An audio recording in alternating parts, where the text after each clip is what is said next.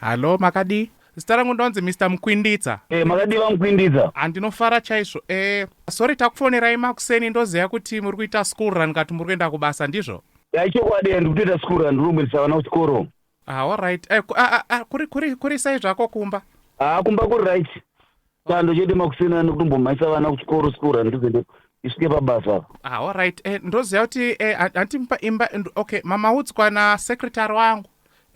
Secretary wangu afona achitaura kuti izvoni tiri ve-road construction handimuruziva kuti sadhaki iri kuuya muna August watiri kupindawo.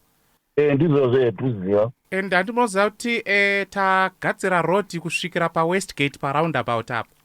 Saka toda kupfuurira manje kuenda kunyabhira patollgate kuitira kuti panouya ma-heads of state kubva kune dzimwe nyika unonyatsoona kuti nyika yedu yakanyatsonaka sei. Saka tiri kugadzira plastic area kwenyu kunenge kwanaka. Chokwadi kune dzimba dzakanaka kweso. Hamucharove mapoto muchienda kumba. Saka dambudziko riripo nderekuti road yatiri kugadzira tiri kujeweleriza after roundabout patollgate iri kubva yananga pamba pako manje. Pamba pani?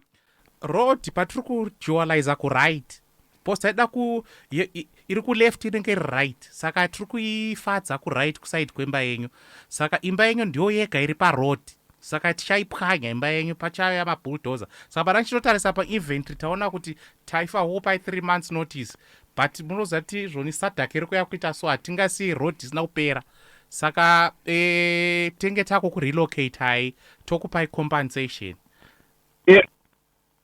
Hamuna kukanganisa here kuti zvese zvamuri kutaura imi? Hatina kutorara. Muti muda kubvisa imba yangu baba. Road haitopindi nemamba pangu ipapa. Imba yangu ndiyakatanga kuvapo before road iyoyo. Mbomire zvamuri kutaura izvozvo. Mudhara uchafara nedhiri ratira kukupaika. Chimbotangai materera. Zvatoda kuita toda kukupa. Hapana chandinoteerera ende road yenyu haidariki nepamba pangu. Ndikutaura. Ende hapa makutondisturba kana ndikuita school ranira. Ndinonoripota nyaya yekumapolisa as soon as possible. Mudhara You can't inconvenience that way, sir. You cannot Hello Mudhara. You cannot inconvenience me. Alright. Aiwa, hapana chandinoteerera shamwari. Okay, chingondipai 2 minutes. Hapana chandinoteerera chandizva mutasi. Alright, chimbotipai 2 minutes, alright. Ndoexplain. Alright, tinyatsonzwanana handiti. Toda kupai compensation. Tokupai compensation ye$2,000. Or equivalent nemaziga ariko awo. Plus tokurelocate mobva pamba penyu moenda kumuzarabani. Hamunonyatsorima tokupai 1 hectare ikokoko. Kumuzarabani kuzasi shamwari iwe zvauri kutaura kazi. Aiwa handiwirirani zvauri izvi. Chimbomire zvamu makutondidisturba manje ndisavana kuchikoro manje ka. Makuda kukwidza BP yangu. Chimbomire zvamuda kundiitira zvokuti road. Imba yangu yagara iripo for so long. Handiti makuda kundikwidza face yangu manje. Chizvo zviri kumbofamba seiko? Mudhara mungaita naro nehurumende. Handi zvataudzwa nehurumende ndi zvatinoita tinoona. Namba dzangu mapiwa nani kwe namba dzangu? Akupai namba dzepamba pangu ndiani? Tine inventory yedzimba dzese dziri inonzi Chilomagundi yakunzi nemakande road. Saka tine inventory yese. Saka vamwe vacho takavafonera vachiti vari safe. Ndobva tazowana namba dzenyu. Saka next week mogadzirira kubuda. Aiwa. Mune something. Inini handiteerera zvamuri kutaura izvozvo. I think maybe let me park paside ndeifonere loya rangu kamupedzana neloya rangu makuti ndidisturba zvamuri kutaura zvezvo. Ende imba yangu haimbofa yakapazwa nekuda kweroad iyoyo. Chimbomire zvamuri kutaura izvozvo. Please ndapota hangu. Ndine problem yeshuga neBP ka. Makuda kundikwidza BP yangu neshuga zvombofamba seiko nai? Zviri kufamba sei? Mr. Chirisa.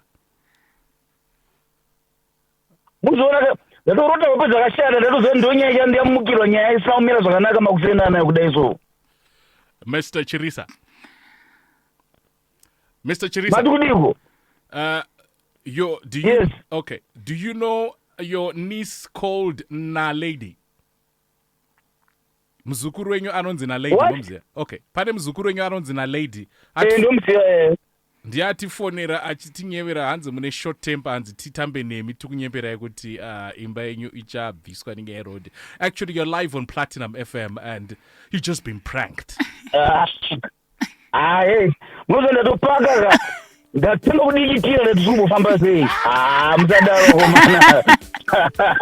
Ai kuzoti hana yangu yakanga kurozi iri fast so ndikati kuzifamba seiko futi apa nendaroti hazvisina kumira zvakanaka last night musadaro akomana Thanks for being a sport. musadaro amana Kupedzera dai na lady. ndandofona uri ngapedze bhiki yangu makupena adai musadaro